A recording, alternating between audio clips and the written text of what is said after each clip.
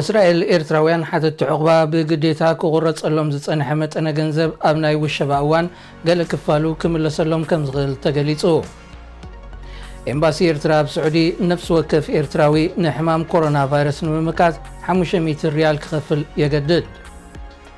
መራሕቲ ጋድ ንፕሬዚደንት ኢሳያስ ዝገለለ ኣብ ጉዳይ ኮሮና ቫይረስ ዘተኮረ ናይ ቪድዮ ዋዕላ ኣካይዶም። ኣስመራ ብሰንኪ ስጋት ኮሮና ቫይረስ ህዝባዊ መጓዓዝያታት ደው መባሉ ሰራሕተኛታት ሕክምና ንጥፈታቶም ይሰናኸል ከም ዘሎ ተገሊጹ። ሰላም ዝኸበርኩም ተኸታተልቲ፣ እዚ ኣብዚ ሰሙን እዚ ኣብ ኤርትራን ከባቢያን ንዝሰራዩ ፍጻሜታት ዝድህስስ ሰሙናዊ መደብ እዩ። ኣብ ናይ ሎሚ ትሕሶና ብተወሳኺ ኣሸባብ ኣብ ልዕሊ ሰራዊት ኢትዮጵያ ብዘካየዶ መጥቃዕቲ ብውሕዱ 2 ወተሃደራት ተቐቲሎም፣ ሶማልያ ብሕማም ኮሮና ቫይረስ ንዝተሃሴት ኢጣልያ ንምሕጋዝ 20 ሓካይም ክትልእኽያ፣ ኣብ ኬንያ ብሰንኪ ውሸባ ኮሮና ቫይረስ ህዝብን ፖሊስን ተጋጭዮም ዝብሉ ትሕሶታት ክንደስስ ኢና። ክሳብ ፍጻሜ ምሳና ክትጸንሑ ብኽብሪ ንዕድም። ቢንያም ስምዖን ሰናይ ምክትታል።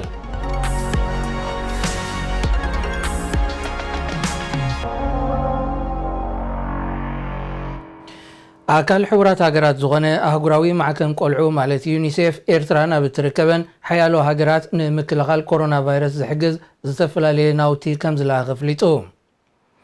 እዚ ትካል ኣብ ሳልስቲ ኣብ ዝዘርግሖ መግለፂ መከላኸሊ ለበዳ ኮሮና ቫይረስ ዝኾኑ ናውቲ ሕክምና ኣብዚ እዋን እዚ ኣብ ዕዳጋታት ንምርካቦም ኣዝዩ ኣጸጋሚ ኮይኑ እኳ እንተሎ ኣሳት 26 ሚልዮን መሸፈኒ ኣፍን ኣፍንጫን ማስክ፣ 4.8 ሚልዮን ንምስትንፋስ ዝሕግዝ መሳርሒ፣ ሚልዮናት ጋውናት፣ መሸፈኒ ገጽ ጉግልን 29,000 ዘበናዊ ናይ ኢንፍራሬድ መዐቀኒ ሙቐት ዝርከቦ ዝተፈላለየ ናውቲ ሕክምና ከውሕስ ምኽኣሉ ኣፍሊጡ። ዩኒሴፍ ለበዳ ኮሮና ቫይረስ ካብ ዝተራየሉ እዋናት ሒዙ ናብ ቻይና፣ ኢራን፣ ፓኪስታንን ካልኦት ሃገራትን ተመሳሳሊ ሓገዛት ከም ዝለኣኸ ኣረጋጊጹ። ኣብዚ እዋን እዚ ድማ ናብ ኤርትራ ኣብ እትርከበን ሓያሎ ሃገራት ናውቲ ሕክምና ይልእኽ ከም ዘሎ ነፂሩ።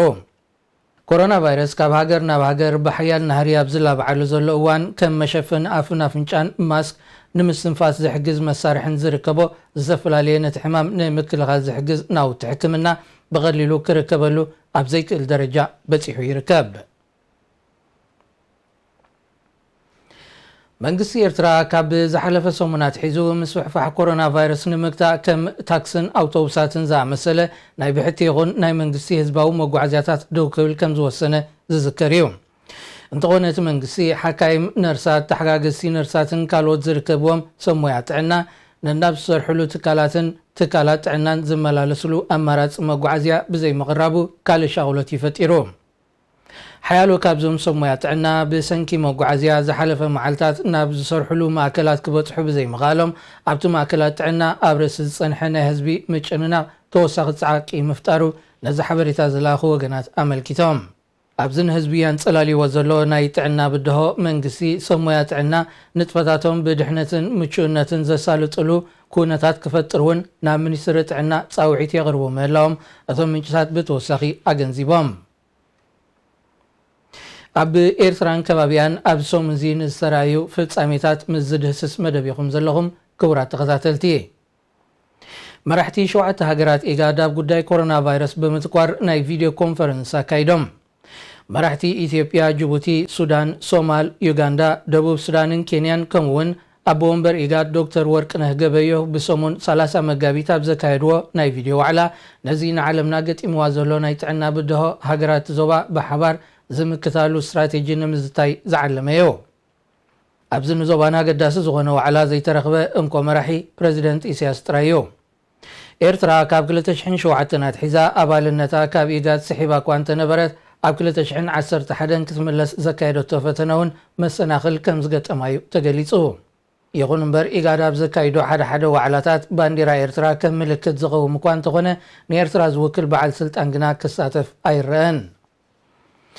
ፕሬዚደንት ኤርትራ ነዚ ዝሓለፈ ልዕሊ 20 ዓመታት ካብ ዞባውን ኣህጉራውን ዋዕላታት በኺሩ ኤርትራ እውን ካብ ሓያሎ ዲፕሎማስያዊ ንጥፈታት ዞባናን ዓለምናን ተገሊላ ምህላዋ ይፍለጥ።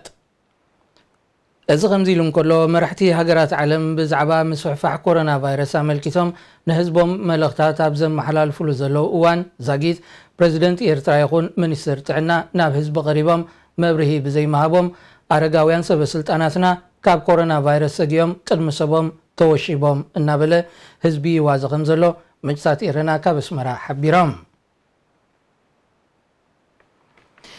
ኤምባሲ ኤርትራ ኣብ ስዑድ ዓረብ ኣብቲ ሃገር ንዝርከቡ ኤርትራውያን ሕማም ኮሮና ቫይረስ ንምግታእ ብዝብል ነፍሲ ወከፎም 500 ሪያል ማለት $950 ኣሜሪካ ክኸፍሉ ከገድድ ምጅማሩ ምንጭታት ኤረና ካብ ሪያድ ሓቢሮም። እቲ ካብ ሶኒ 30 መጋቢታት ሒዙ ኤምባሲ ኤርትራ ብስዑድ ዓረብ ኣተኣታትዎ ዘሎ ግድድ ክፍሊት ነቶም ድሮ ንግስነት ስዑድ ዓረብ ብዘተኣታትዎ ሓድሽ ሕግታት ዕዮ መነባብሮኦም ተሃሲ ዘሎ ዜጋታት ንተወሳኺ ፀገማት ዘቃልዕ ምዃኑ እቶም ምንጭታት ጠቒሶም። ስጋት ኮሮና ቫይረስ ንምግታእ ናይ ነፍሲ ወከፍ ኤርትራዊ ኣበርክቶ ዝሓትት እኳ እንተኾነ ኣብ ስዑድ ዓረብ ዝርከብ ኤምባሲ ኤርትራ ግና ነቶም ኤርትራውያን ንዘለዎም ናይ ኢጋማ መሓንቆታት እናመዝመዘን ምስራዝ ፓስፖርት እናፈራርሐን ልዕሊ ዓቕሞም ከኸፍሉ የገድድ ብምህላው ንብዙሓት ኣቆጢዑ ምህላው እቲ ዝተላኸልና ሓበሬታ የመልክት።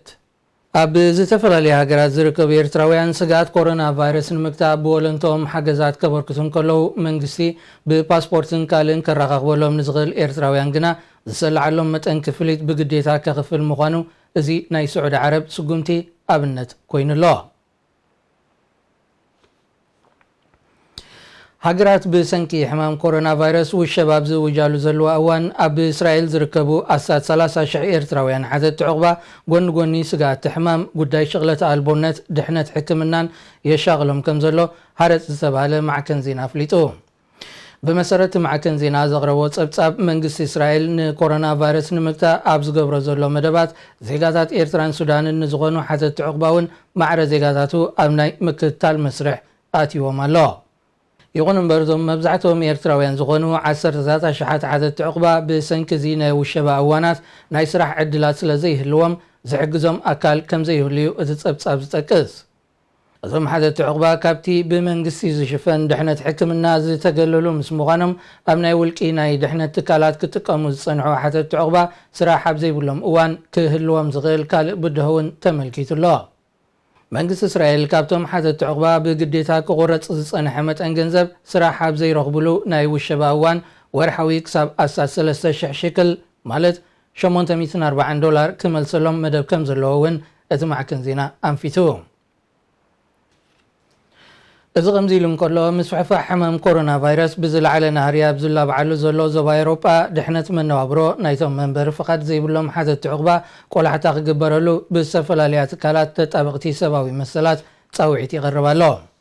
ፖርቱጋል ላቐዲማ ብሰንኪ ሕማም ኮሮና ቫይረስ ዝኣወጀቶ ናይ ህፁፅ እዋን ሓደጋ ክሳብ ዘሎ መንበሪ ፍቓድ ዘይብሎም ስደተኛታትን ዓደት ዕቑባን ናፃ ናይ ሕክምና ድሕነት ወርሓዊ ንመነባብሮ ዝሕግዝ ክፍሊት ምምዳብ ኣፍሊጣ እያ።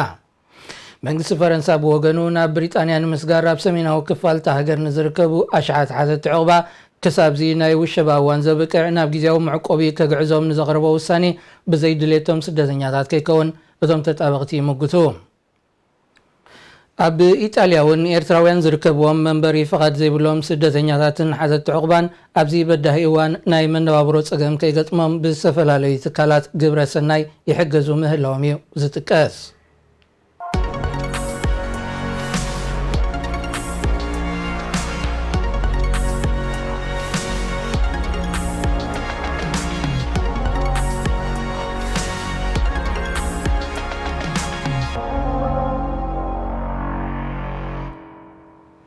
ክቡራት ተኸታተልቲ እዚ ሰሙናዊ መደብ ኣብ ኤርትራን ከባቢያን ዝተፈፀሙ ዓበይቲ ፍጻሜታት ዝድህስስ እዩ። ፖሊስ ኬንያ ንፀሎት ዝተኣከቡ ህዝቢ ክብትን ኣብ ዝፈተነሉ ግጭት ከም ዝተላዕለ ማዕከናት ዜናታ ሃገር ገሊፀን። መንግስቲ ኬንያ ምስዕፋሕ ኮሮና ቫይረስ ንምግታእ ሰዓታት እቶን ህዝባዊ ኣኼባታትን ደው ክብል ኣውጁ እኳ እንተኾነ ሓያሎ ኣመንቲ ዝተፈላለያ ሃይማኖታት ብቐዳም 28 መጋቢት ስሩዕ መደባቶም ከካይዶ ምውዓሎም እዩ ፖሊስ ስጉምቲ ክወስድ ተገዲዱ። ኮሚሽነር ፖሊስ ናይሮቢ ኣብ ዝሃቦ ቃል ክልተ ኣቕሽሽትን ደናግልን ዝርከብዎም ሓያሎ ኣመንቲ ኣብ ትሕቲ ቀይዲ እኳ እንተኣተዉ ድሕሪ ሒደት ሰዓታት ነንገዝኦም ከም ዘፋንዎም ሓቢሩ። ኬንያ ሓደ ቻይናውን ክልተ ደቂ ኮንጎን ዝርከብዎም ከባቢ 40 ብኮሮና ቫይረስ ዝተለኽፉ ከም ዘለውዋ ውድብ ጥዕና ዓለም የመልክት። ንጉዳይ አጠቃቅማ ናይል ብዝምልከት ኣብ መንጎ ኢትዮጵያ ሱዳንን ግብፅን ክካየድ ተመዲቡ ዝነበረ ዘተ ብሰንኪ ምትእትታው ሕቡራት መንግስታት ኣሜሪካ ደው ከም ዝበለ ተገሊጹ። ሚኒስትር ሃብቲ ማይን ፀዓትን ኢትዮጵያ ዶክተር ስለሺ በቀለ ምስ ማዕከናት ዜና ሃገሩ ዝገበሮ ቃለ መጠይቅ ኢትዮጵያ ካብቲ ዘተ ዝሰሓበትሉ ቀንዲ ምክንያት ነቲ ብኣሜሪካ ዝቐረበ ናይ መተዓረቂ ሓሳብ ስለ ዝነፀገቶ ጥራይ ዘይኮነ ኣሜሪካ ኣብ ክንዲ ኣሳላጢት ሃገር ትኸውን ኣብ ስምምዕ ዘይነበረ ናይ ሽምግልና ተራ ብምፅዋታ ምዃኑ ገሊጹ። ኢትዮጵያ ኣብቲ ዝካየድ ዘተ ከም ተዓዛቢትን ኣሳላጢትን ኮይና ክትሳተፍ እኳ እንተተሰማምዐት ምምሕዳር ትራምፕ ግና መጀመርያ ከም ተዓዛቢ ፀኒሑ ከም ሸምጋሊ ኣብ መወዳእታ ከዓ በይናዊ ውሳኔ ብምውሳድ ተወዲኡ ንዝመፃና ወረቐት ክንፍርም ኢና ተሓቲትና ክብል እቲ ሚኒስተር ብተወሳኺ ገሊጹ። እቲ በኣሜሪካ ዝቐረበ ናይ መተዓረቂ እማመ ምስቲ ካብተን ዝምልከተን ሃገራት ዝተዋፅኡ ኪላታት ቴክኒክ ዘቕረቡ መፅናዕቲ ዘይቃዶ ምዃኑ እውን ካልእ ኢትዮጵያ ዝሰሓበትሉ ምክንያት ምዃኑ ሚኒስትር ስለሺ ይገልጽ። ኢትዮጵያ ተሃንፆ ዘላ ዲጋ መመንጨዊ ሓይሊ ኤሌክትሪክ ልዕሊ ፍርቁ ብምዝዛሙ ኣብ ናይ ዝዓመት ክራማት ብዝዕቅሎ ማይ ስርሑ ክጅምር ምዃኑ እዩ ዝግለጽ። ብጉዳይ አጠቃቅማ ፈለግ ናይል ዝተለዓለ ዲፕሎማስያዊ ወጥሪ ግብፅን ኢትዮጵያን ናብ ዝኸፍአ ደረጃ ኪዓርግ ዳግም ተሰጊዩ ይርከብ። ሶማልያ ብኮሮና ቫይረስ ብከቢድ ተሃስያ ንዘላ ኢጣልያ ንምሕጋዝ 20 ሓካይም ክትልኽ ምዃና መንግስቲ እታ ሃገር ኣፍሊጡ። ንኣፈኛቲ መንግስቲ እስማዒል ሙክታር ብምጥቃስ ማዕከናት ዜና እታ ሃገር ኣብ ዘቕርቦ ሓበሬታ እቶም ናብ ኢጣልያ ዝተዋፈሩ 20 ወለንተኛታት ሓካይም ድሮ ኣብ ኤምባሲ ኢጣልያ ተመዝጊቦም ምህላዎም ኣረጋጊጹ። ብምሎም ኣባላቲ ኣብ ሕክምና እታ ሃገር ልዑል ኣበርክቶ ዘለዎም ሞቃዲሾ ዝመደበሩ ሃገራዊ ዩኒቨርሲቲ እዮም። ኪባ ቀዲማ ንተመሳሳሊ ሓገዝ 10 ሓካይም ናብ ኢጣልያ ልኢኸያ። ኣብ ኢጣልያ ህይወት ልዕሊ 10,000 ሰባት ቀዚፉ ንዘሎ ሕማም ኮሮና ቫይረስ ንምግታእ ሃገራት ኤሮጳ ተበግሶታት እኳ እንተወሰዳ ብፍላይ ፈረንሳን ስጳኛን ምስ ሕፋሕቲ ሕማም ስለ ዝበኣሰ ኣብ ውሽጣዊ ጉዳየንን ተፀሚደን ዝርከባ። ኢጣልያ ነቲ ሕማም ንምቁፅፃር ናይ እሳት 3 ሰሙን ውሸባ ኣብ ግብሪ ኣውዒላ እኳ እንተላ መጠነ ሞታ መዓልታዊ ብኣማይት መጠነ መልከፍቲ ድማ ብኣሽሓት እዩ ዝቕፅል ዘሎ። ኣሸባብ ኣብ ሶማል ዓስኪሩ ብልዕሊ ዝርከብ ዓቃብ ሰላም ሰራዊት ኢትዮጵያ ብዘካየዶ መጥቃዕቲ ብውሕዱ 2 ወተሃደራት ተቐቲሎም። ኣብቲ ብ31 መጋቢት ኣብ ደቡባዊ ምዕራብ ሶማል ዞባ ጌዶ ሰራዊት ኢትዮጵያ ኣብ ልዕሊ ዝፀዓነት ቃፍላይ ዝተኻየደ መጥቃዕቲ ሓያሎ ከም ዝቆሰሉ እውን ንሰበስልጣንቲ ከባቢ ብምጥቃስ ማዕከናት ዜና እታ ሃገር ሓቢረን። እዚ ሽበራዊ ጉጅለ ኣቐዲሙ እውን ብ29 መጋቢት ኣብ ዞባ ኖጋል ብመኪና ብልዕሊ ዝጓዓዙ ዝነበሩ ሰበስልጣንቲ ዞባ ድሕሪ ዘዋደዶ ርእሰ ቅትለታዊ መጥቃዕቲ ኣመሓዳሪ ዓብዲ ሳላህ ሓሰን ሕርሲን ኣዛዚ ፖሊስ ነበር ፋራሕ ጎላንጉልን ብከቢድ ቆሲሎም ኣብ ከተማ ጋርወ ናብ ዝርከብ ሆስፒታል ተዓቂቦም እዮም ፀኒሖም። እቲ ኣመሓዳሪ ነዊሕ ከይፀንሐ ከም ዝሞተ ክግለጽ እንከሎ እቲ ኣዛዚ ፖሊስ ነበር ግና ድሒሩ ከም ዝሰዓበዩ ተሓቢሩ። ክቡራት ተኸታተልቲ ናይ ሎሚ ኣብ ኤርትራን ከባቢያን ንሰራዩ ፍጻሜታት ዝደስስ መደብና ኣብዚ ተዛዚሙሎ ክሳብ ሕጂ ምሳና ምጽናሕኩም እናመስገንኩ ዝፋነወኩም ቢንያም ስሞኔ ሰላም ቅነ